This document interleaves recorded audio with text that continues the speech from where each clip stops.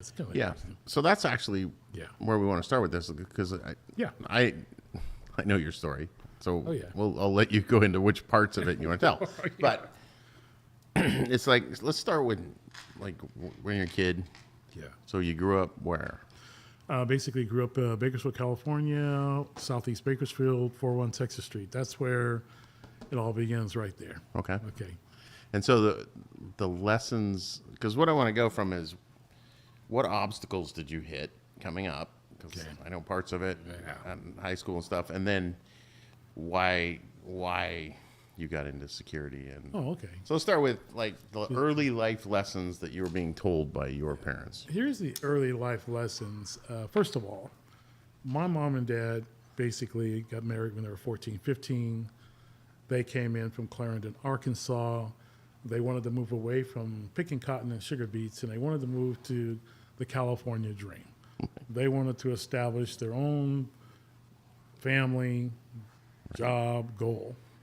Well, my dad gets in Bakersfield, and he immediately starts into construction, doing hardwood floors, gets into diverse business like janitorial, doing things like that, while my mother, not having basically other than elementary school education, goes into gleaning, which is kind of going to the fields after the harvest, picking vegetables and different things, and then reselling them in the communities or using them for your own food. Okay.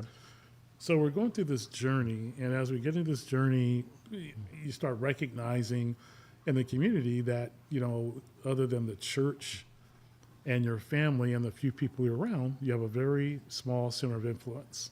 Mm-hmm. So when you look at it, you start taking on the experiences of your parents and the people around you. Mm-hmm. So what happens with me is two things. One, my mom and dad are starting to not get along. He's going out trying to find work.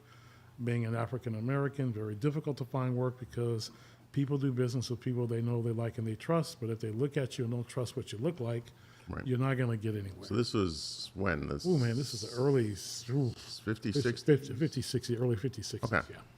This is before civil rights and... Before all that stuff, yeah. So basically what happens is my mom and dad, make a long story short, divorce. Okay. And when they divorce, that doesn't go well, and they move off, but they leave.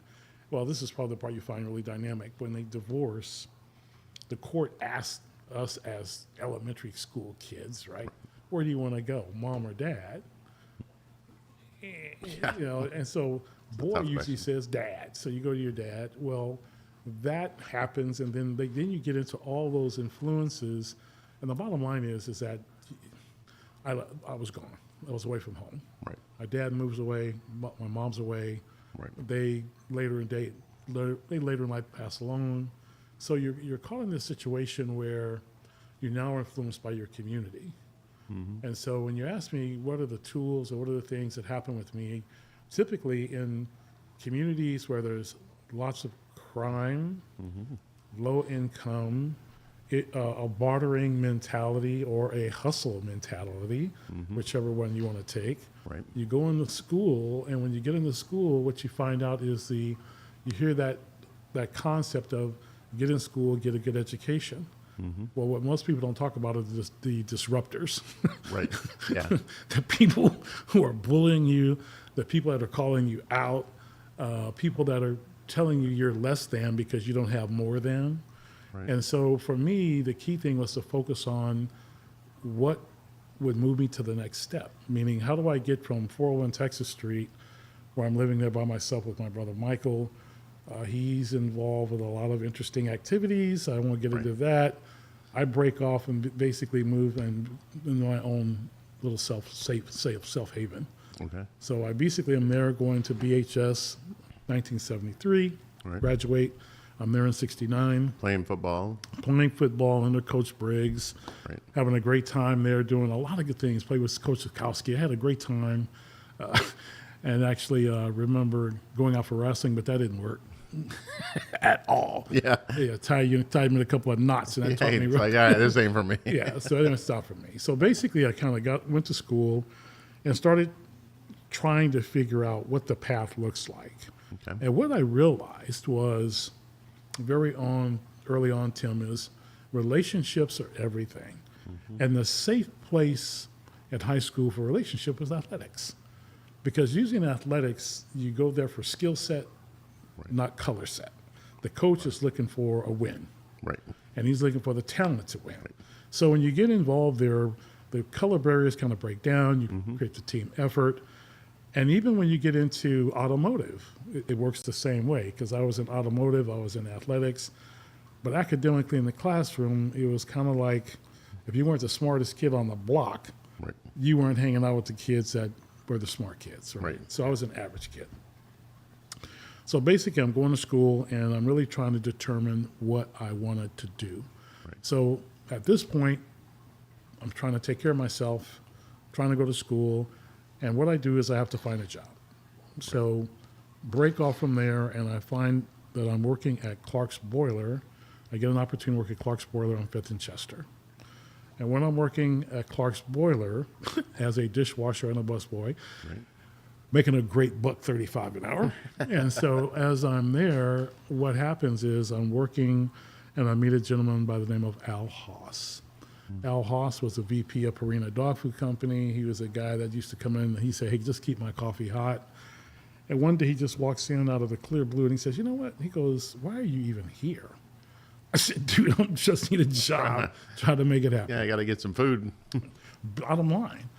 And so when this happens, what happens is he then moves and he says, okay, well, you know what? He says, I got something I want you to do. I got an opportunity. And I'm looking at the guy thinking, nah, what kind of opportunity are you talking about? Because typically when you come from the inner city and people start giving you gifts. Right. It comes with some strings, right? Quick pro. It's like, you give me this, I give you that. It's like, no. So I went and talked to Don and Orly Clark about it, and I said, hey, I got an opportunity here to go to work with this guy. He offered me $10 an hour, and she looks at me and says, well, you were never destined to be here. If you want to do that, that's fine. Right. So then I go to tell the guy, what does it look like? And he goes to Radio Shack. He throws this transistor radio at me, and I go, dude, really? I plug in the thing with the 9-volt battery. I said, what station do you want it on? Country, Western, rock and roll, what? So he joked around with me. He said, this is what the deal is. He said, Van Gas and Suburban Propane are looking to move into the Tehachapi marketplace. And when we move into the Tehachapi marketplace, what we're going to do is for all the people who buy propane gas, we're going to give those people a security system. Oh. And so basically he says, we want to train you to do that. Oh. But what happens is we want you to know out of 2,000 employees, you're going to be the first black guy we hired. And I said, okay, well, what does that look like? So he gave me a lot of coaching and said, hey, you just got to have tough skin, get into it. I meet this gentleman by the name of Richard Burris, past military guy from Oildale. He's a tough dude. And I went through a lot of interesting experiences with him, like him putting garden snakes in my house. Really? Oh, yeah. Shoot me with a fire extinguisher, stuff, just crazy stuff. And but through it all, he was very, very military, but he and I became friends over time. Right. Okay. And so when we became friends over time, what happened was probably something you'd be interested to know would be like, he said, okay, look, he called me little buddy. Okay, you're going to take the Cottonwood area. Right. I'm going to take the Oildale area. Right. And so if there's any calls that come in, you take your people, I'll take my people. Right. Well, one day, and this is moving to the story of how I got into security. Yeah, I've heard this is a great story. I was hoping you'd tell the story. He goes on vacation, and when he goes on vacation, then I'm working, and I got to go to this alarm call one night, and all of a sudden I found it's the blackboard on Chester, right? Right. And people have always said, hey, a little honky tonk, not known for diversity. Yeah, diversity, or don't cross the bridge after 6 or 7 o'clock, right? So I pull up in my little van with my little uniform on. I'm all prepared to walk in the back door, and all of a sudden you hear this silence, and I'm looking at people looking at me, and they're like, what are you doing here? And I said, well, I'm here for the alarm. And all of a sudden the guy who's playing the guitar up on the stage says, hey, little buddy, you shouldn't be here. And that little guy was Buck Owens. He told me that. And so I kind of said, chill, I'm out, man. I'm gone. Yeah, So, as long as everything's good. so, so I went through that whole process of recognizing you're different. But at the same time, between you and I, and I'll tell this will kind of move us a little forward, Buck Owens and I created a relationship after that, and we started doing security for Buck and for the family. Cool stuff. And so what happened was I went back to the office and I started, bottom line, I started getting disgruntled because I was basically hired. I was a technician, quickly went through the ranks of supervisor. I got to this place in management where I was doing some training and doing some stuff, but they would never move me forward. But the people I was training were being advanced to other areas. And I said, There's okay. a little glass ceiling happening where it's like, all right, Yeah, we like having you here, but yeah, it was glass ceiling stuff. And so I got frustrated. I'm talking to the wife, we have our religious faith, so we're praying about it. And I just say, this is like, I got to do something different. So what I did was I went to the library, Bakersfield College, started taking night classes, doing research, and found out, get my own C10, my own C7, get my own electrical license. So I started down that path and basically went through successful and basically got my own license. And then in 1982, launched Tel-Tec. Oh, okay. So Tel-Tec was your first business.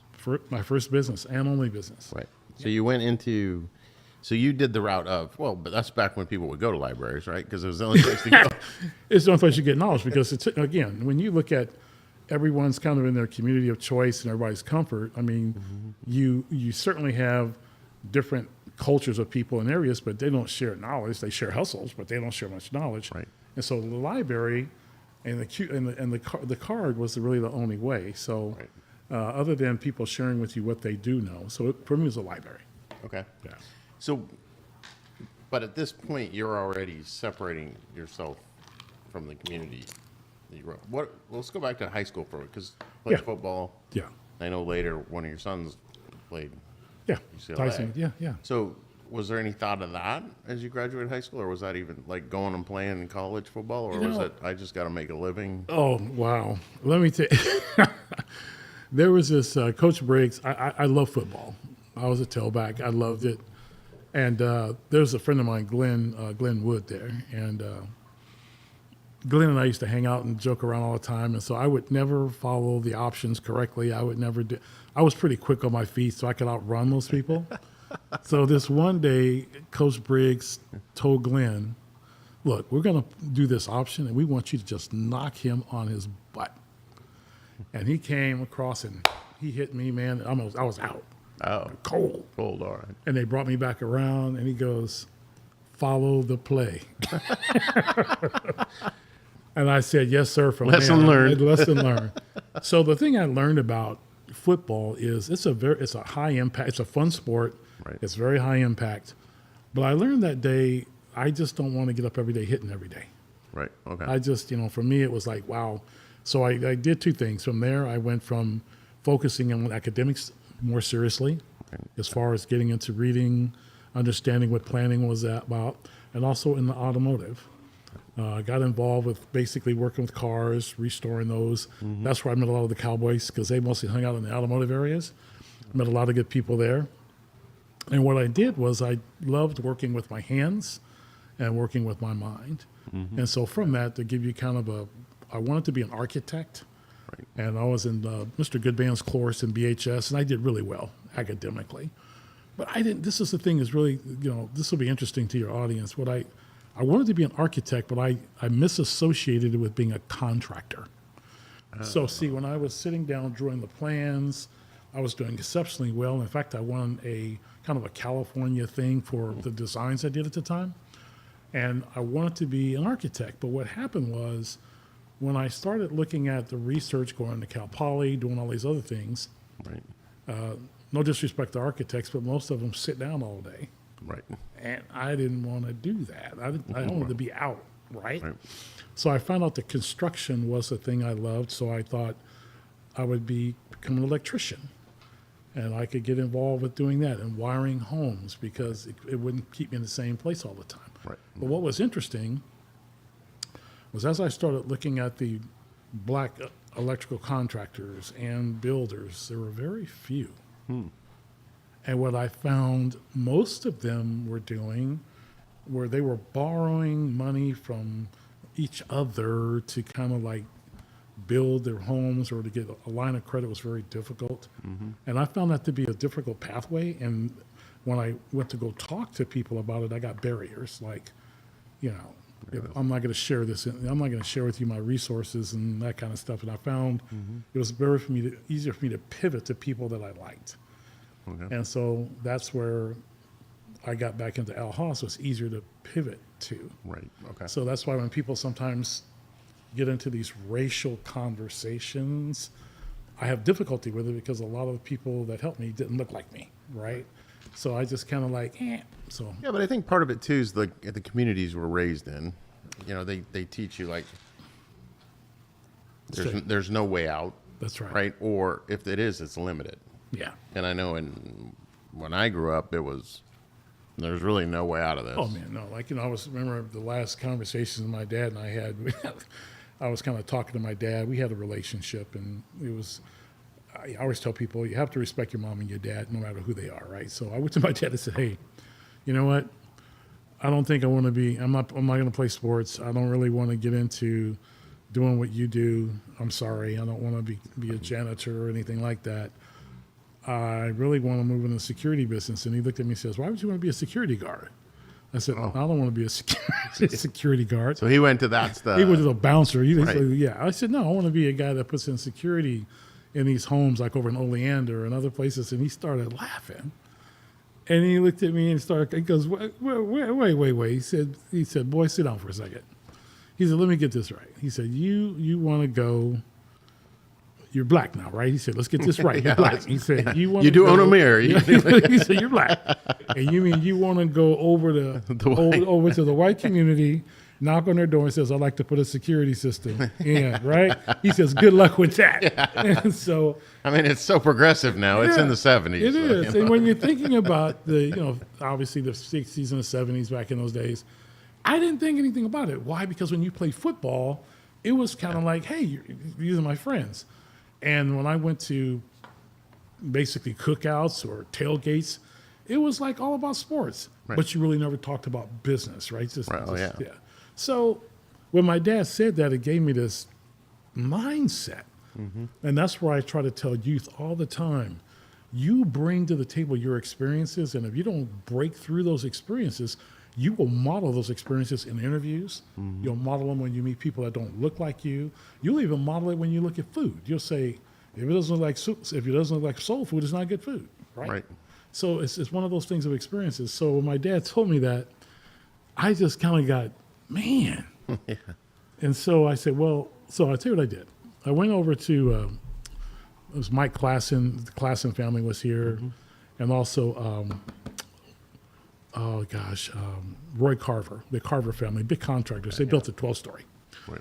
So I knew those guys, and so from my running service. So I said, you know what? I don't know how much. I said, I'm just going to ask the question. Right. So I went over to Carver's place over on California Avenue. I knocked on his office. He comes in. I said, "Roy, I have a question." Ask you. Him and Mike were kind of developers and partners in that. Right. I said, if I had a legitimate license and insurance, and you had a set of plans, and you wanted me to bid the job, would you not give me the job because I'm black? And again, they started laughing at me. And he said, wait. Morgan, wait. Let me get this straight. Right. One, we like you. Right. That's you're So okay. you had a relationship. You had a relationship. The second thing, so you mean to tell me we're trying to build this facility, we're trying to get the best cost, best labor, your license, you got insurance, you can do the job. And you mean to tell me you got the lowest bid coming in, and because you're black, I'm going to pick this other guy that's 20% or 30% higher? No. Yeah. No, that ain't going to happen. He said, The only color that matters in this situation is green. it's going to be green. Let's get the job done. And so I saw these two laughing situations and said, you know what? You have to break through that barrier. Right. And so what I did, I said, okay, I'm just going to give it a shot. So what I did, between you and I was I didn't start doing big stuff. I just started doing add-ons. Like if a person had a security system and needed some stuff added on, Right. I'd do that. If you wanted to like have your house done, I could do that. Small little TI, I could do it. And then I kept advancing to where one day this magic thing started happening. I decided to go over to Sandstone Brick Company, basically started at 528 Butte Street with those guys. Tom Heisey, how do we meet with the Sandstone people? Tom Heisey and I, he was Danny Driller, and I play football. Oh, okay. We know each other. That's how that happens. Right, It's that okay. simple, relationship. Yeah. So he had Champion Hardware. I had Tel-Tec Security. I started out putting out safes, doing security, and it kept growing and it kept growing. And then from that, we broke off. And basically, Tel-Tec just kept, this is funny, the phone just kept ringing. Right. Meaning I would go out, I'd present my bid, I would give them references. And for those people, basically people who like you, who say he's qualified. And here I am today with what, over 60-something employees and 20,000 customers. I mean, and so when I talk to minority kids or even kids in oil, you know, you have to bust through those experience barriers because they can mess you up. Oh, yeah. I mean, seriously, you know. Yeah, I think part of it is how big do you see the obstacle? And what I'm hearing you say is you never saw an obstacle that was too big. There's another way, right? Well, yeah, there's always another way, but here's the key question. This is funny. We are always asked to ask the question, but we never ask ourselves the question. When someone says, okay, look, you can do this, you got this, go make it happen. Okay, when you say that to yourself, there's a pause, and you go, can I really do this? Right. And if I'm going to do it, who's going to help me? And you go, if I fail, it's on me. Okay, that's all good. Yeah. And I tell people, you know, it's like when I got knocked on my butt in football and Coach Briggs says, get your A up, and I'm wobbling around, he goes, you'll follow instructions. I go, I got that. I'm good. I'm good. Lesson learned. Thanks. The same thing in football it goes to work. If you have a job and the first thing is safety, I mean, like if I come to Terrio and I say, hey, Terrio, my arm hurts. Right. And you give me a certain kind of therapy and say, hey, rest that arm for 7 days. And I'm in the bed feeling better on the third day and go, well, you know, Tim was wrong. Yeah. I'm feeling really good. Right. I'm going to go out here and knock it back out again. Yeah, exactly. And all of a Go hit the gym. And all of a sudden I'm back. Hey, Tim, why does my arm hurt again? You said it was going to get better. That's right. Follow the instructions, right? So that's what I've learned. Some of the barriers I've overcome is one, don't let your experiences that you experience stop you from dreaming forward of what you want. Number two, pause and listen to instruction. Listen to instruction. That's where, when I did my research on the security company and I started to launch it, I remember this gentleman, electrician, he's no longer with us. Basically, he said to me, don't build things beyond your capability. And I said, what does that mean? He said, you know, you can take and go out there and see that you can wire the entire, a shopping center. Right. He said, but if something goes wrong, you can't afford that risk. Right. So look at what you have, start small, have wins, and grow. But he said, put something back so you have, you know, risk tolerance. Right. And you just grow with it. And so over time, what I've learned is listen, do the research. It's not always right, but you do the research and just be risk tolerant. Right. And I think that's one of the misunderstandings of when people look at entrepreneurs, right? Is that we don't always have all the answers when we launch into something. But it's not just crazy risk taking. Like what you just said, I'm not just going to jump into this. I got to go do some research. I got to figure out what's the best way to do this. What have people learned before me? That's right. And then take that and be like, okay, now I'm going to try small, like you said. That's right. Okay, now I've started to get it.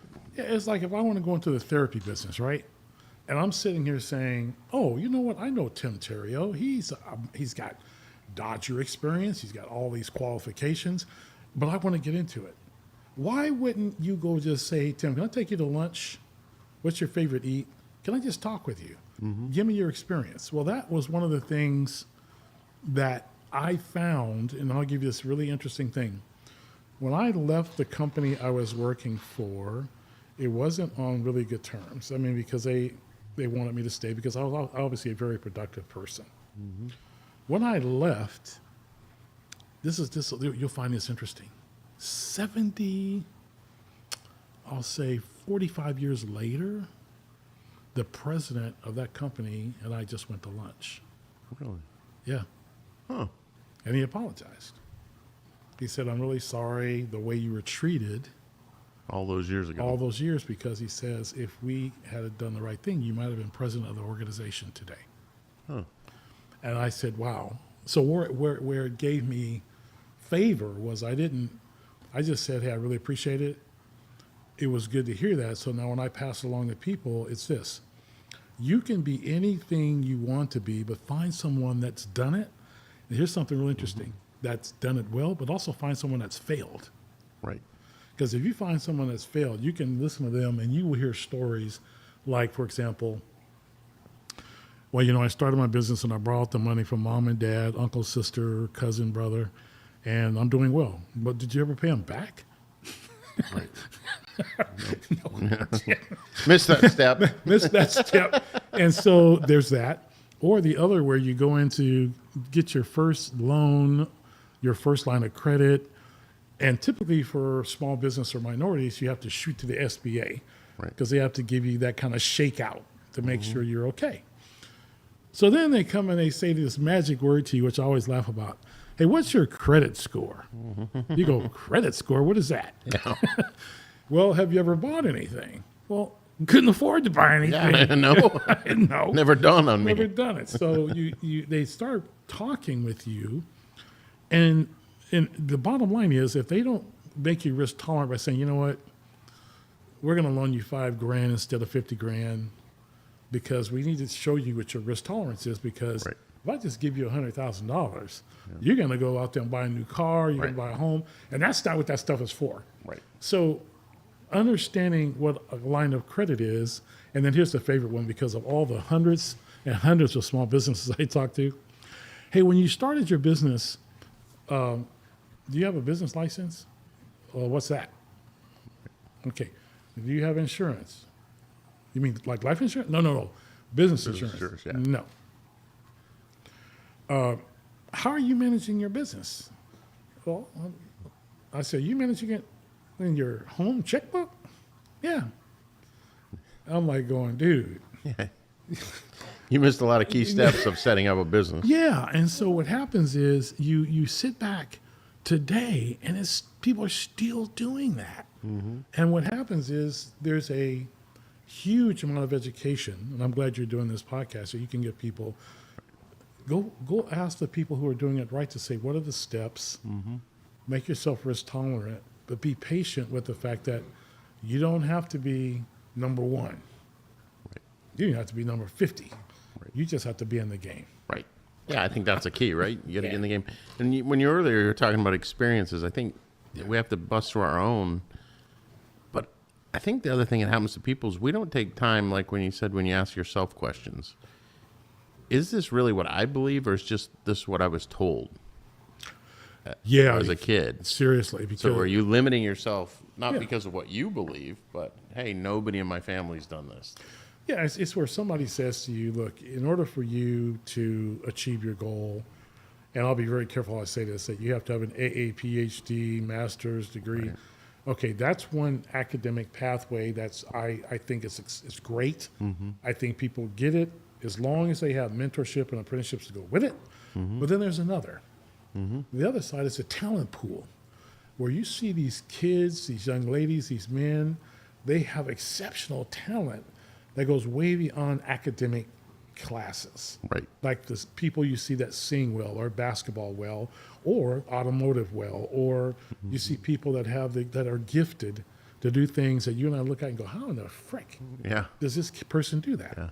And when you get that, they need to learn the fundamentals of how to manage that in a society so that you're doing the right things, right? Right. So for me, I tell kids when they go into their learning, what did you love to do?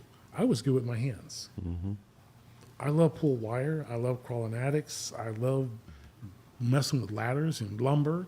So therefore, the trades is where I would go. But the person who says, I'd like to write, I just like to do poetry, do experiences, do the arts, or do, painting. All these different talents are great as long as you learn the fundamentals and not put the barriers that sometimes people do where a parent may accidentally say, oh, no, you're going to school. Right. But mom, I love automotive. No, but you're going to school first. Yeah, you're going to college first. You're going to college first. But I love working with cars, or I love doing social media stuff. I mean, I like doing this stuff. And you go, well, you got to get education first. Well, you know what? Maybe I do. Are you going to pay me 100% all the way? Whoa, wait a minute. I'm not who pay. We just want you to go. I don't know about the pay thing. So for me, it was the school of hard knocks. Right. When I did my thing, I had to basically learn that because I didn't have the academic pathway that other people had, I had to take the trades pathway. And it worked. But this is what I did do. When I had my own children, I said, okay, you can go to college and do what you want to do. Key for me was, I said, I'll pay it because I'm asking. However, if you want to do this other thing, that's fine too. And I'll still help you. Right. But let me know which way you want to go, because where we fail sometimes as friends and parents and people is we try to tell a person they can become what I want them to become, but that's not what they want to be. Right. And what you end up finding is that when you look at, especially in this transitional world we're in, you see all these amazing, amazing businesses out there that are amazing. But when you talk to the leaders of those businesses and say, hey, are your kids going to legacy into that? No, they don't want to do that. Right. And part of it is because of the experiences that they received and saw along the way. And it's unfortunate because sometimes the legacy is an amazing journey, because I've went through it with my children. Right. But when they say yes, but when they say no, and people just sell stuff off, and it becomes basically a process. They just receive the benefit of what the family acquired. Right. There's no happiness in that. Yeah. No, I think I look at it, and I know you've gone through the transition now, right? Tasha's come in and taken over the management of it. And I know some of our friends, we've had the conversations about when do you let your business go? And I've always equated it, it's just like raising kids, right? You can only raise them so long, and then you got to let them go. Yeah, Same with your business. At some point, you're going to go, you do. hey, it's grown past what I can do, so. Look at it this way. There's this beginning where I said I had to take care of myself. Right. And then I said I had to take care of my wife and then my children, right? So you start building on this concept of all these things are happening while you got your job, whether you're working for somebody else or yourself. Right. Then you get down to this point where your kids are gone, doing whatever they're going to do. You and your wife or your person you love, you're sitting there looking at each other, and you say, man, it's time to do something different. Right. It's time. Right. It is time. It's that next evolution of life, right? It's Yeah. And it is the next evolution. So when I went to talk to Jim Block about this, he and I are sitting down, just having a conversation like you and I are having. And he says to me, okay, it's time. And he said this real amazing thing to me, and he goes, what are you going to fill your time with when you let this go? Right. He said, I know you can't answer that right now, but go away and think about that. Right. And when I went away,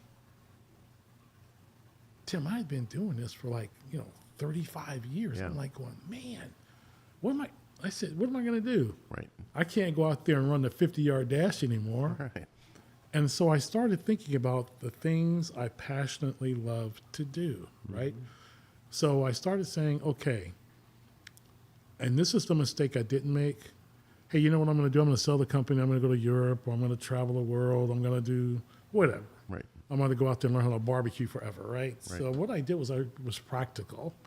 And I went back and told Jim, what I want to do is I want to become chairman of the board. And what I want to do is I want to take all of what I've learned and I want to push it back into my team so they can advance. Right. And then he said, okay, so let's get them together and see if they agree with you. Oh. I said, oh. Yeah, that's your plan. So here's a lesson learned as I look at this exercise. I'm going through this exercise. Okay, I had my vision. I wanted to keep the world safe. I wanted to do it through security services. Right. Boom. But the moment that my two sons and my daughter got together and they started talking about what the world looked like and what they love to do, what came out of that was a new vision. Now, here's what a new vision means to those people who are listening to this thing. It means that vision you had for all of what you did goes away. Mm-hmm. It goes away. The new one comes in and you support that legacy forward. And here's the thing I found. A lot of people can't let go. They can't. Right. And what I found out was it was this that I had to do. In order for me to completely give it up, I had to move my concept over to starting over, Mm-hmm. creating a new space. Right. And I did it with community engagement, my youth leadership conferences, YPO, my men brothers that I fellowship with, to dynamically going through some of the same things, right? Mm-hmm. And you share these experiences. And what it did was it gave me the ability not to lose myself. Because when someone says, and you'll get this, oh, I'm just going to go home and spend the rest of the day with my wife and hang out with her and we're just going to have fun. That don't work.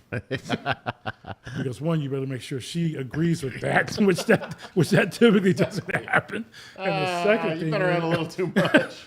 and you think, I love you, but you both need to be doing something that enriches each other's lives. Right. Yeah. So what it did for me was it gave me the ability to say, I know how to turn that chapter. But I will tell you, here's the part that I don't talk about very much that was really eye-opening.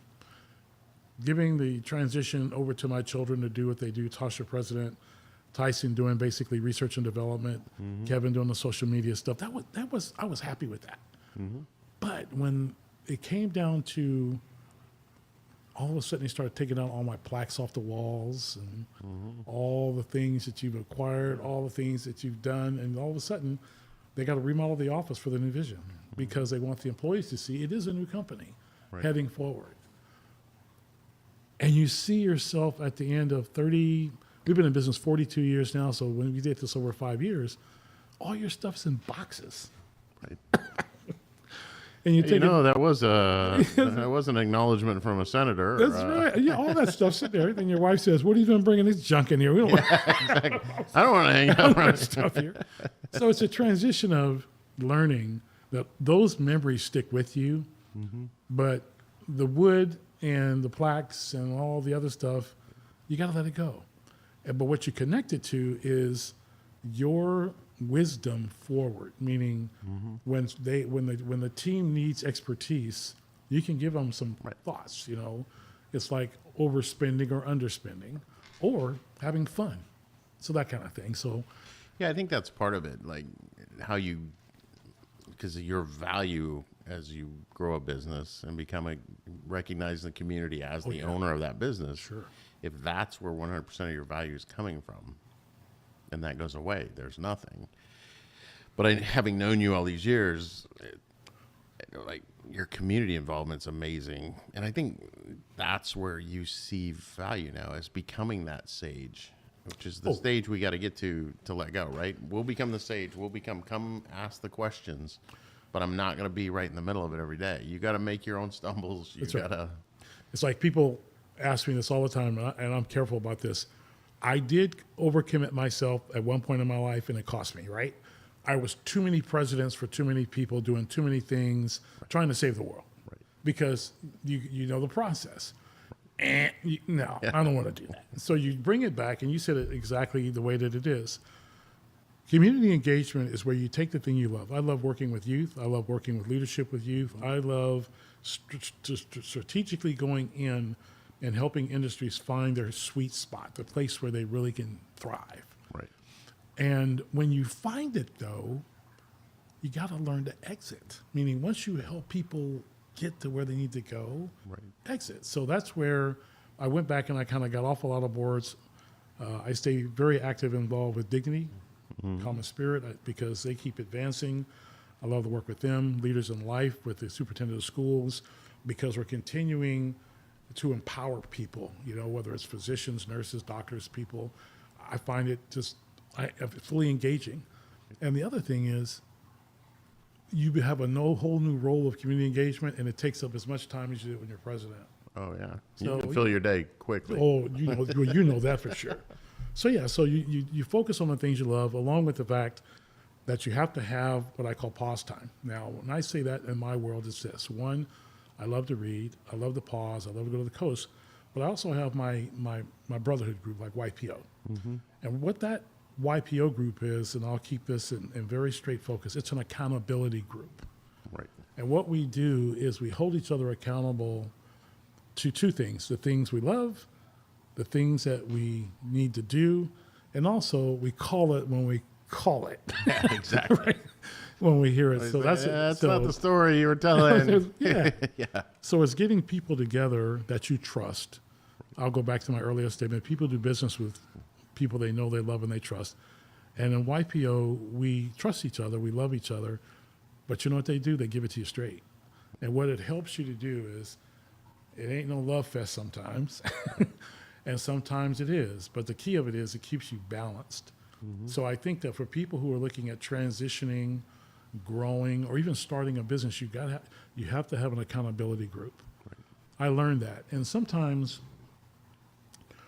I tell people in your faith-based communities where you go in and you're trying to inspire yourself to become a better person, you have to be careful about using that as an accountability group. Oh, good point. Because what happens is they tell you what you need to hear to be better, to be well, to bring yourself to a point to where you're comfortable with your creator, your maker, right? But they're not there to tell you how to run your business. They're not there to tell you how you should be a better husband. Right. What they're giving you is how you should be behaving as a person in general, based on these principles, how life walks. Yeah. So you have to be really careful about that. Apply it, yeah, how do you apply it? And also, it's the same when you go to college, right? Your college is there to give you the basic principles or the framework to get access to whatever you want to do. Right. But they're not there to tell you how to scale and grow your industry. Right. They can give you case studies, they can give you reports, they can give you good data. Right. They can give you a sense of this is what it looks like. But you're the guy that has to ready, aim, fire on all that stuff. Yeah, I think we've been it's almost 20 years now. We've been in YPO together, and Yeah. And I know when I first joined, it was such a mind shift for me because it was the first time that I sat down with industry leaders and big businesses and just absorb, to your point earlier, that well, how did you guys do it? How did you go from? I think when I joined YPO, I had 4 or 5 clinics, and it was the lessons I learned from those guys that was, oh, this is how you scale. Oh, okay, this is the infrastructure you need. That's right. And I did the same thing when I started the company. I had 3 degrees at that time. I'd never run a business, so I didn't think, oh, it's easy. I went and found business leaders and had those conversations like you were talking about of, okay, well, what do I do? Like, what book should I read? Yeah. How do I do this? Oh, you got to set up your, Holly Culhane was one of them way back when. Oh, Holly's, yeah, she's tough. She's good. I love her. She was like, well, here's all the HR stuff you need. That's I was like, oh, man, I didn't even think about it. Yeah, the moment you walk in, and Holly was amazing, right? PAS associates, but when you walk in, people, you can't bring certain behaviors, right? Right. If you're a person that were male dominant and you want to basically start to engage women in your business, you got to switch gears, right? Because you have to be careful about the conversations, right? Then you start bringing in youth. You have to start bringing the conversation. So the thing that what YPO did for me was it gave me a strong sense of, this is interesting. Most of us in business, it's about competition. Right. Okay, we have to compete. We have to do it in a holistic way of everybody's treating each other fairly. Right. But you want to win. Right. Yeah. At the end of the day, Like in sports, you want to win. it's the ultimate game. Yeah, but what happens is you get in, and here's the key that was good for me, and I talked about this, is how do you get up away from everybody just wanting Morgan when you acquire a certain amount of growth or wealth or whatever, and people who need you start to migrate towards helping me with everything in the world from I need a loan to I need dog food for my dog. I mean, it just depends, right? It just comes, yeah. And so what happens, you start becoming protective of the fact of like, when do I get a chance to just be myself? Right. Just, why can't I just come in and sit down and have a Diet Coke? There's no rules, there's no regulations. We're just chilling out. We're just having a good time. Right. I didn't get that until I got to YPO. Mm-hmm. Because I kept, every time I turned around, it was somebody needed me, Right. and I'm a helpful person, but I could never relax. It was like I was always in this mindset of, okay, who am I fixing today? Right. And here's the key thing. And what I really needed was to fix myself. Yeah. And that's the thing that was the hardest thing that finally came to me. And YPO helped me to realize how to fix myself. Mm-hmm. But the other thing was, I had not had close relationships. Right. I mean, trusting relationships, meaning a key word. If you tell me, you won't ever hear it again unless you tell me, give me permission to say it. Right. Because this person's confidential. Mm-hmm. Most people are not confidential if the tea is too sweet. they go come out with it. They're gonna say, hey, I heard this little tea thing about ABC. You need to, it's worth something. And most of the time, people are doing it because it's like, I heard it first, right? Mm-hmm. So YPO has really given me a chance to understand very deeply what confidentiality is. Mm-hmm. And simply, in our words, is unless somebody tells you, never ever repeat it. Just leave it alone. And you wish half the people would do that, especially in politics. But that's a whole nother story. A whole nother. So, I think you're right on point there. It's that I think that in running a business, you certainly want to have a good faith foundation. You want to have a good friend foundation, home foundation, but more importantly, you need a you foundation. Right. You need to know, what is it you love doing, right? Yeah, I think especially in this day and age, just people being authentic is disappearing, right? Like, Yeah.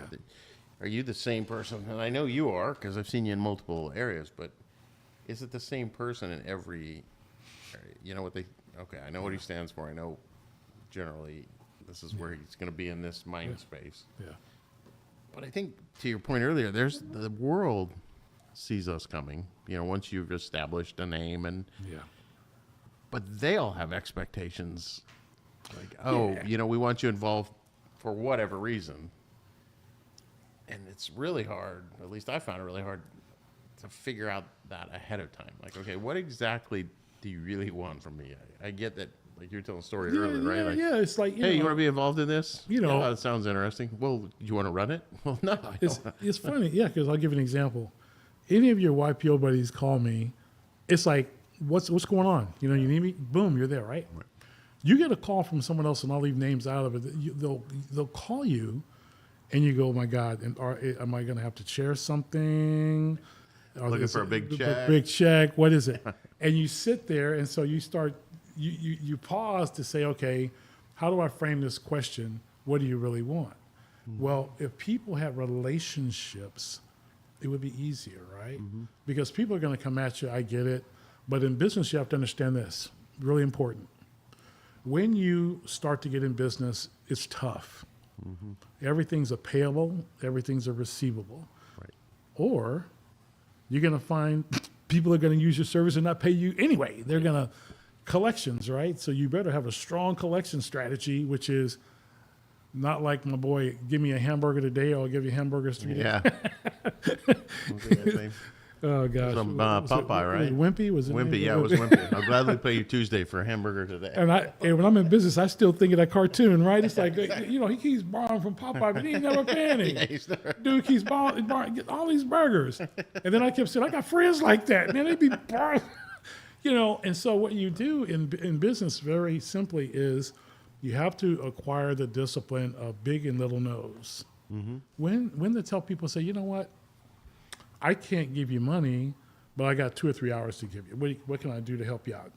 You need to do some mentorship, some apprenticeship. Oh, you having a problem with collections? Let me kind of show you what an aging looks like. And by the way, this person that owes you X, have you called him and just said, when are you going to pay me? Right. Forget the invoice. Just pick up the phone and say, hey, what's going on? Yeah. You know? Hey, you owe me some Yeah. money. Or on the other side, if you win a great big job, don't forget to say you appreciate that job. And at the end, it's okay to take a guy a bottle of wine or some cookies or something that says we appreciate it. Yeah. But always remember that quick pro quo thing. If I give you a six-pack of something and you give me a six-pack of something, and pretty soon somebody's going to start asking, you got to make sure you're on level ground because sometimes the ask is too big and you can't make it happen. And I think, well, I don't think I know, just from knowing you and what I go through, there's this misconception of business owners that we're just sitting on a ton of cash, right? So everybody comes and says, hey, can I borrow money for this? Or can I need help with this? And if you don't start saying the no's, and then of course you got to pay for it, right? Right. You don't want to help people out. You're not a good person. It's like, no, I am a good person, but you could. I saw a meme the other day that said something like, there's givers and takers, but the takers don't know where the limit is. Right? That's right. So if the giver doesn't set up and say, hey, look, no, I can't keep giving you this. Yeah. In business, you really have to come in and understand. I tell people this: the money's not yours. Right. As a business owner, the money's not fully yours. One, you have to pay taxes. Your employees have to get payroll. If you have health care, benefits, all these things that you have to pay for. Now, at the end of this long stretch dollar, there's probably 10 cents or 20 cents on the dollar that still belongs to you at the end. Right. Then you have to say to yourself, okay, you deserve a quality of life that says you can be happy because you're busting your butt to make it happen. Now, break off of that and you say, okay, giving back. I tell people there's two things. One, if I give you my time, it's more important than my money because it's me. I'm there. Right. And I could be doing something else, but I'm giving you me. The second thing is if I give you $1, and this is the thing I was talking to someone the other day about. They were asking for a huge dollar amount, right? It was about kids. So I said, you know what? Let me do this. I want to help. So what I did was I just looked at what my budget was remaining. It was $500. Right. So I gave the guy $500 rather than the big check item. So this is what I got. It's what I got. Now, if I were you and me, I give you a bump, hug. We go, thank you, right? This guy just, okay, thank you. That was it. And I looked and said, wow, do you know how hard it is to take after paying your payroll, your expenses, your power bills, all the things that you have to leverage for buying new inventory or keeping people happy. Right. And I took out of my corpus this. If it was $1, you should have just flipped, you should have did a cartwheel. Right. Yeah. So you got something you didn't have before. So appreciation's important. So for me, it's just, if you can not afford to give people your cash, because this is a misnomer. Small companies need lines of credit. Multi-billion-dollar companies need lines of credit. Mm-hmm. They may have all the liquidity in the world, but I guarantee you they're using the resources that are out there to leverage what they're doing. So it's really the discipline of controlling your debt. Right. It's really that. It's really, if you're a person that, I kind of laugh, you can look out and say, wow, all these people are rich. No, they're not. Yeah, no, they're not. Yeah. Some people have done a very good job of discipline management where they got strong resources, and God bless them for that. And you got some people over here where they're living off lines of credit just to survive. But when that stops, the world stops. To keep up the show and the illusion. Yeah, and then you get down to what I call the real people, where let's move money aside either way. Mm-hmm. Lots of money, lots of debt. What kind of person are you? Right. Yeah. What kind of because I know people on both ends, people that are struggling from day to day, but they are good people. Right. I mean, really good people, and so you want to help them. And then you got people who have lots of resources where you go, you have nothing to complain about other than trying to be a good person, right? And you're not even that. Yeah, so, it's happened both ways. Who do I really would I really rather hang out with? Yeah. And I think that's one of the cool things about our YPO group. Yeah. All these years later is, we got to meet people. I got to meet you. I got to meet all the guys in the group the only way I knew was Kaiser, Yeah. before. Yeah. But to meet these people and the conversations we had at all different levels of business, of life, of being a good Yeah. parent, grandparent. Yeah. And for me, I can say this because it's my story. And to go into it having a mortality experience, right? Mm-hmm. And then ask in your YPO group saying, let's talk about that from the standpoint of education, right? Where do you get that? Yeah. You don't. So the power of business is put yourself in front of people that are smarter than you, people that have more knowledge if you can find them. Wisdom and experience doesn't come from people who have owned businesses. They've actually kind of gotten out of business. And they have all this knowledge, just kind of like you evolving from all the businesses you've acquired and done and the things you've learned, right? But look at the value that you give to other people from the knowledge you have. Right. I mean, that's the thing I find amazing. I mean, I'm here because, one, I love and respect you, but the other side of it is you know the journey. I mean, you know the journey. Right. And it's not easy. Yeah, and we were talking about it, Mo and I were talking about it earlier about like starting business, right? So, and everything you hear from everybody about, oh, it's a bad idea, you're not, how are you going to make it? Because it's once you step out, which is what I find interesting about your story, right? That you several times stepped out of what you should have been, according to other people. And keep evolving to, okay. And you do it by, I've always said too, if you're the smartest person in the room, you're in the wrong room. That's exactly it. You have nothing to learn. Well, for me, it was okay. I'll put it in a very simple framework. Key, ask the question. You're a minority, you're poor, and everybody's saying you're poor. Right. Well, who told you that? Right. Okay, so here's the key thing. Wait, you get up in the morning, you're healthy, you're working out, you feel good, you're smart. Who told you were poor? Where's your talent, right? You go, okay. The next thing is, oh my gosh, we are black or Hispanic or whatever your native, color is. You can't go where you need to go because you're a black man. I go, what? Who told me what? Who told you that? Yeah. And the first time you go out into commerce, Right. and you start talking to people who want to engage in making commerce happen, I guarantee you in those boardrooms, the last thing they're thinking about is what color you are. They're trying to look at what kind of resources, what kind of credit line you have, what kind of resources do you have. Right. Now, I'm not saying there isn't a struggle for people who have gone through every kind of thing you can think of, racial prejudice. It happens, slavery. All these things happen in all different cultures, right? But how do you evolve? And for me, it was ask the question. And here's the way I learned it. When I asked the question, I know I got two things. I either got the yes or I got the no, right? Somebody I want to know or somebody I don't want to know. So, and I've been down those paths. But the other thing is I've always pivoted towards, if you give me a gateway and an opportunity to do something, and I can do it safely without harm, why not, right? Yeah. I don't care what you look like. I just want to know, can you give me what I need? Right. And if we both respect each other and we trust each other from the standpoint of the limits that trust allows us to work in an environment or whatever, why not? So I think the key for me is the barriers come when you don't ask the questions. Exactly. Well, when somebody, I laugh at this when somebody says, well, you're going to start dating. Well, if a father is talking to his daughter, I guarantee the conversation is different than talking to the son. But at the end of the day, you want them both to be safe, right? Right. So for me, it's like, how do you continue that conversation in business? You want to have more wins than losses, because if you have more losses than wins, You don't have business. you don't have a business. So at the end of a year, you have a check-in and you say, okay, what have I done well? And you keep doing it. But if you say, this isn't working, I tell people pivot. Yeah. There's nothing wrong with it. Dude, I'm a black guy that can't dance. Dude, I cannot dance. And so when you try Well, you have to shuffle it and not pivot. yeah, shovel. So I can listen to the music, but when you put me out there, and typically that stereotype, man, all black people can dance.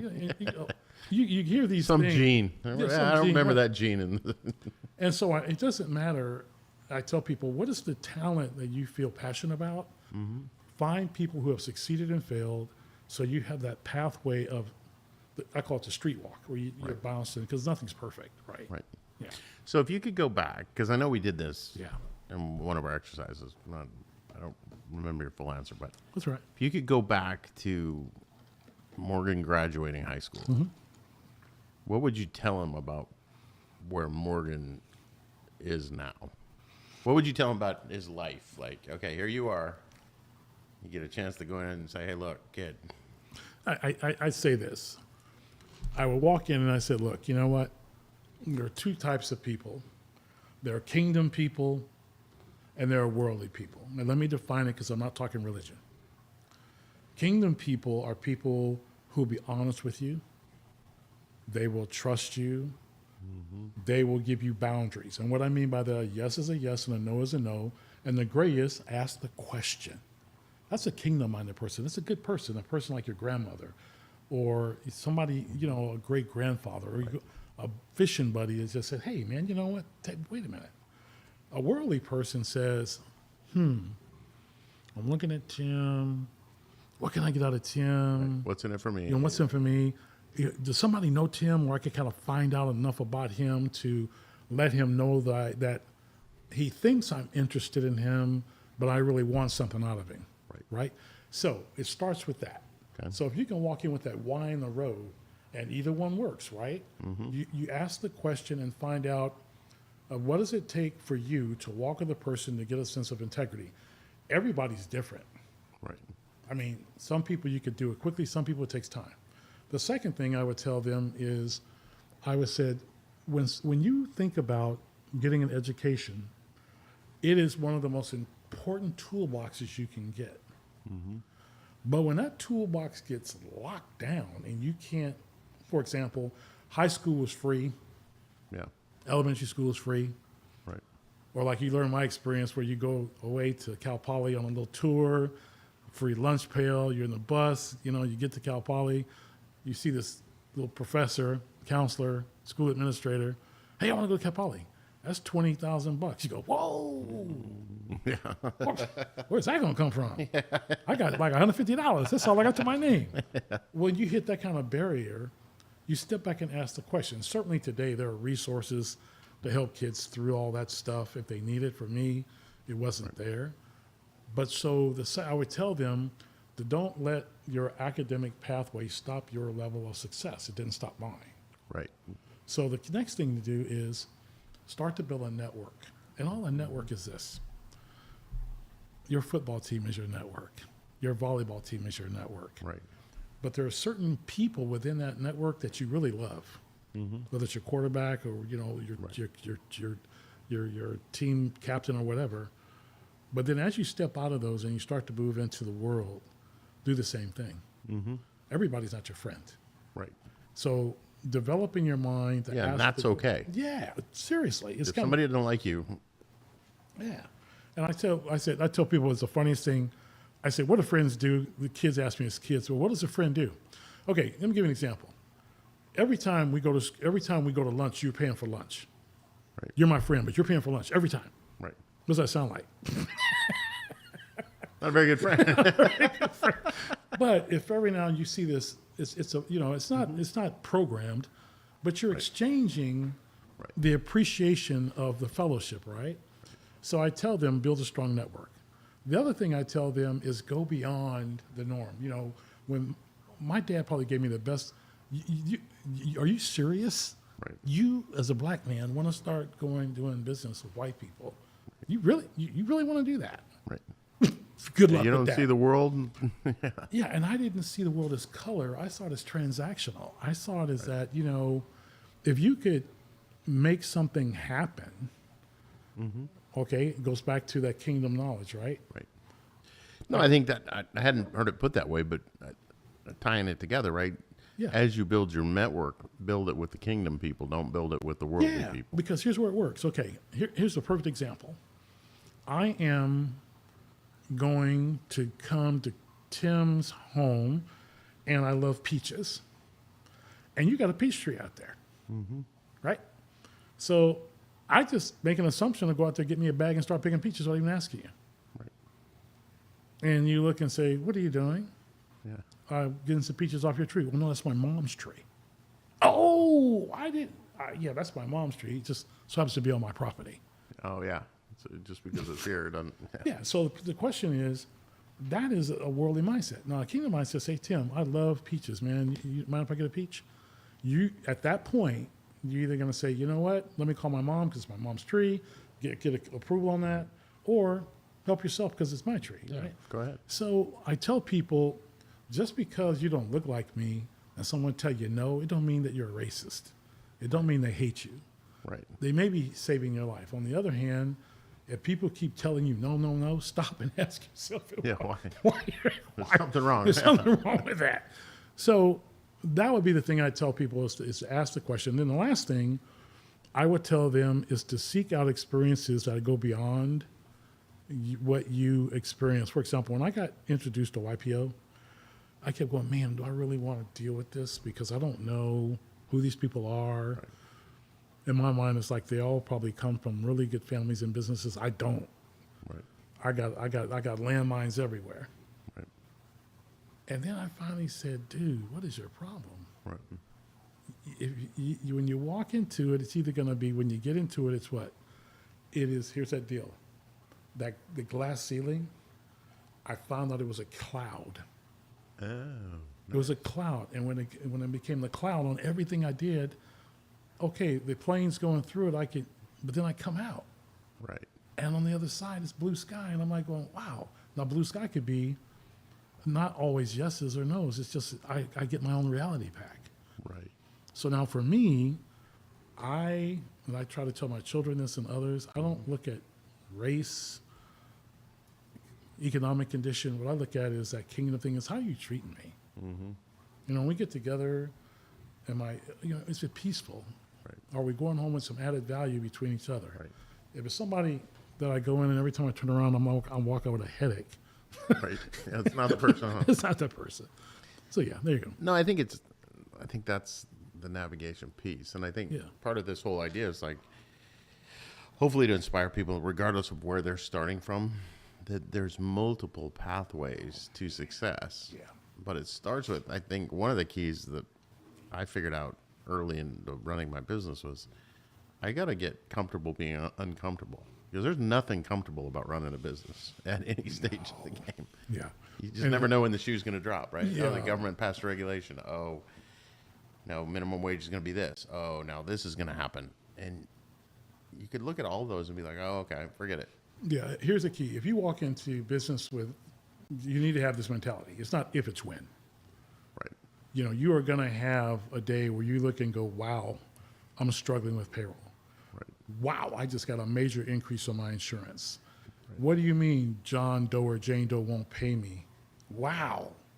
Yeah. You know, those things are going to happen. Yeah. The key is having enough knowledge about yourself to really not put yourself so far at risk that you can't take care of your base, the basics. Right. So keeping that simple thing, but then again, when you look at the basics go back to asking the question and be satisfied with the outcome.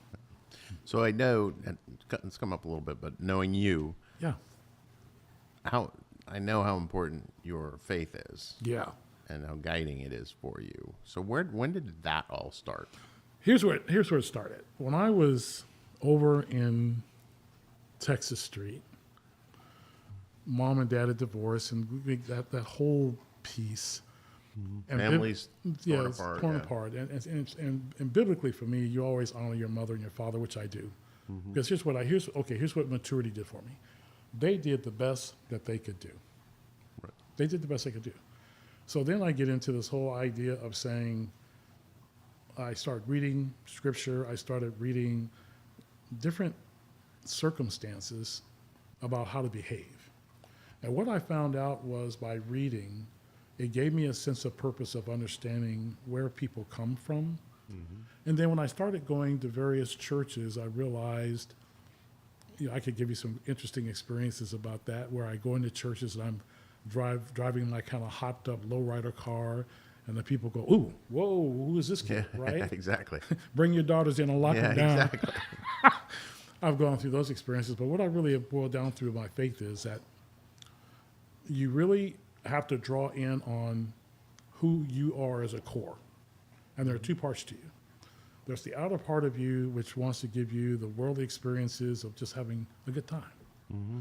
But then there's that inner, people call it their conscience. Mm-hmm. I call it the holy core of you, where at nighttime or daytime or when you're walking in the mountain or walking out there alone, something speaks to you. Mm-hmm. And what was speaking to me was, I prayed a lot, and the key for me is prayer, all the time. And prayer is that one communication that tells me I have an advocate. I have somebody I can talk to that's not going to judge me. Right. Yeah, I'm lifting it up. Rare Right? in the world, yeah. And so for me, as I continued, here's where my life connects to what you're talking about. The more I prayed about the direction, the more the direction was delivered. Mm-hmm. It wasn't an academic setting. It wasn't a church setting. It was the fact that I prayed over everything, and I still do. And what does that really mean for people who may not quite understand what I'm saying? When somebody gives me something that I know is a decision financially, relationship-wise, I give myself 24 hours. Right. And I take that 24 hours and I go into prayer about it, asking for direction on it. And usually after 24 hours, I get the answer. Mm-hmm. Sometimes it's yes, and sometimes it's like, Nope, can't do it. No. Right. so that's where my religious walk comes in. And then from there, I started doing writings, readings, talking about, again, going back to that thing I was telling you early. When you meet people in business or your kids, and you say, hey, you know, what kind of person do you want to be? Mm-hmm. Don't you want to be a kingdom person? What does that mean? A person who talks right, respectful. If somebody tells you no, it's no. If somebody tells you yes, it's yes. Or if they ask you a question, the response isn't blowback, like, whoa, it's a conversation, right? Right. Or do you want to be somebody that's competitive in the world where every time you turn around, it's a competitive conversation? Mm-hmm. You do this for me, I'll do this for you. Right. Oh, no, you did that? No, if you can't do it, we're going to do this, you know? Yeah. You owe me. You. So for me, my faith is based on trying to find people who are kingdom people and plant seeds of people who think that way, because it makes my life better Right. rather than this other stuff. And then I tell people, if you had a choice, Yeah. which way, what would you do? Yeah. Which person you want to be? Do you always want to be fighting the Super Bowl every day? Right. Do you really want to be number one every day? Right. Look at all the people who have been number one every day and look at where they're at. Right. Yeah, you just build it up, right? Yeah. And have those. I think part of it is having those boundaries about for yourself too. That hey, if this person's really always negative, or this person's always, that's And not somebody you want no, to be around, right? No. But you have to have your personal boundary to say, look, I'm going to distance myself from this relationship because it's not a healthy relationship. It's always a give. That's right. And then the last thing I'll give you is don't judge. When you see somebody in whatever their condition is, don't judge them. Mm-hmm. If they're wealthy, don't judge them. Just treat them like this, right? Right. If they're extremely poor, don't judge them. But the moment they hit that whirly thing of, hey, you know, Yeah, what can you do for me? It's like, and trust me, it's on both sides. oh yeah, yeah, oh yeah. It's on both sides. I mean, So that's where my walk in faith comes from. It's really, I like to be around kingdom people, the YPO group, the great kingdom guys. I mean, because you know they want to do the right thing, but at the same time, you get beat up a lot by people. So you need a safe space.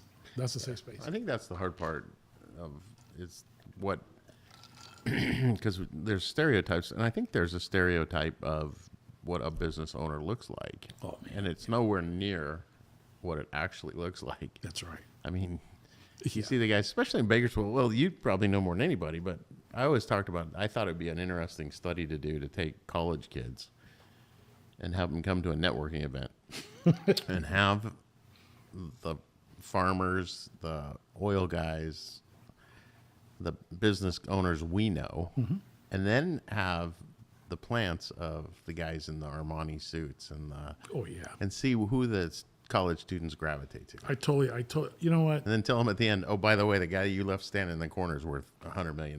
That's right. But he's wearing cowboy boots and a cowboy shirt. Yeah, I'm going to encourage you to do that sometime because it's very interesting that most people who have acquired lots of wealth, and I know a lot of people who've done that, the stereotype is like they don't, they just want to be regular Joe. Yeah. Hey, they just want to live They're their not life. pulling up in Lamborghinis and... No. And the people who typically are pulling up in those Lamborghinis and those other things probably have get a lot of credit lines. So anyway. I always tell people in Bakersfield, if he pulls up in a white pickup truck, he's probably got... And you know, and be careful who you speak to who walks in the door because you'd be surprised. Oh, yeah. Because the very person that walks in the door may be the person that owns the very thing that you're looking to work for, right.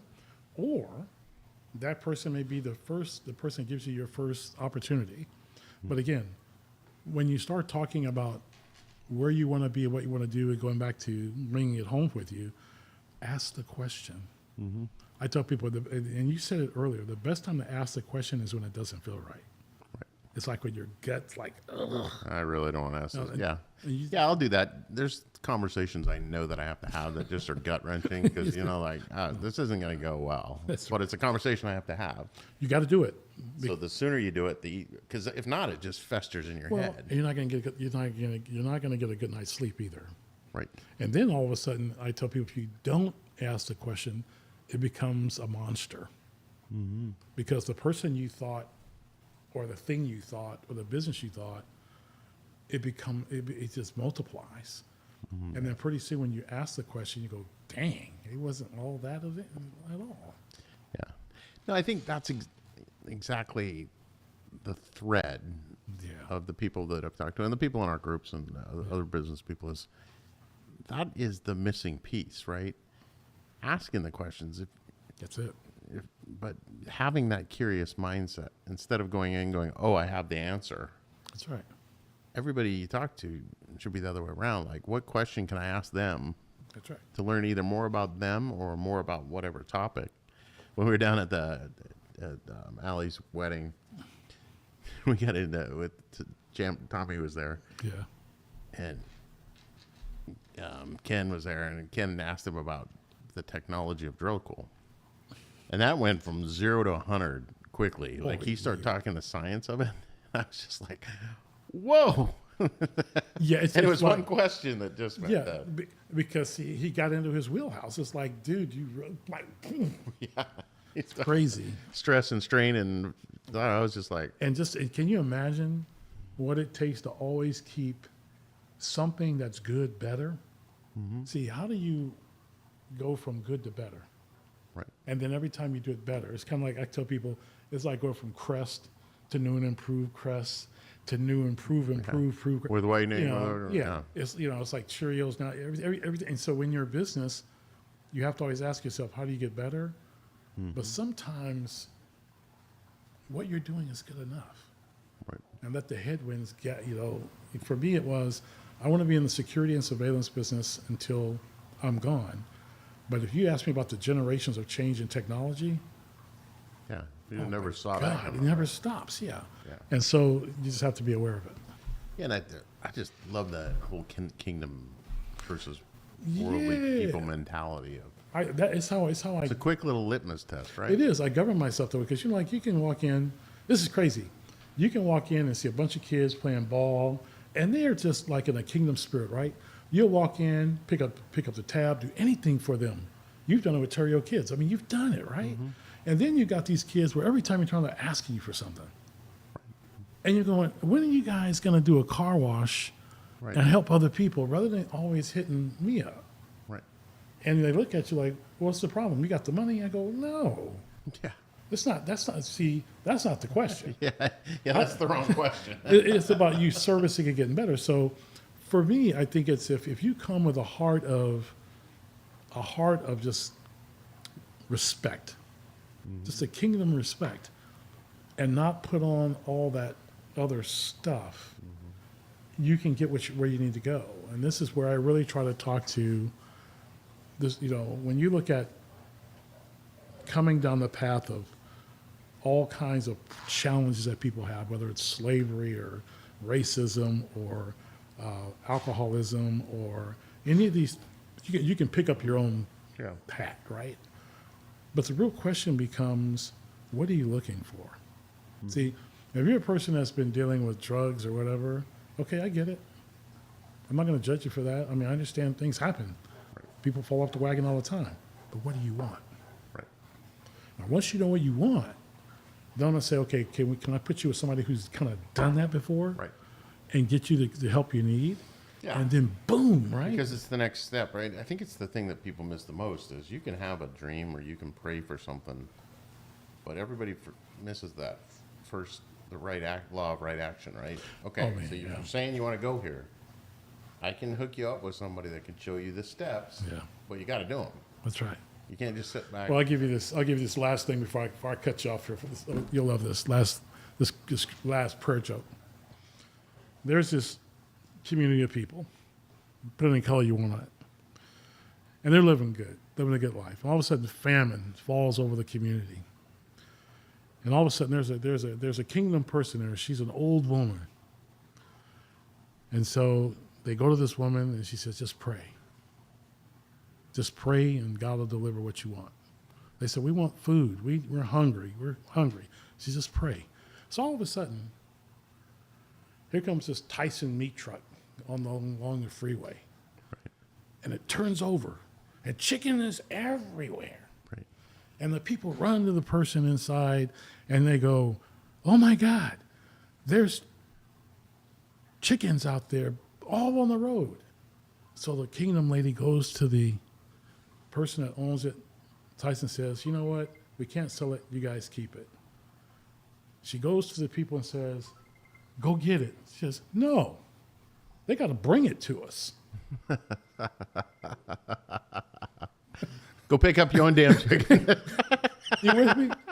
So that's my point. People ask for things, they pray for things, and are given a direction. But if it's one step over, They don't want to do it. And Right. so that's where you have to just govern yourself by saying, take a step towards the path you want. And when you think it's a wall or a glass wall, I guarantee you when you walk, it'll be a cloud. You'll walk right through it. right. And you'll see whatever is on the You're inside. creating the obstacle in your mind. That's it. All right, brother. Well, thank you. Oh, man, no, I hope I gave you some nuggets on this thing for people. But for me, love you to death. You know my story, so it's easy to talk to you. All right.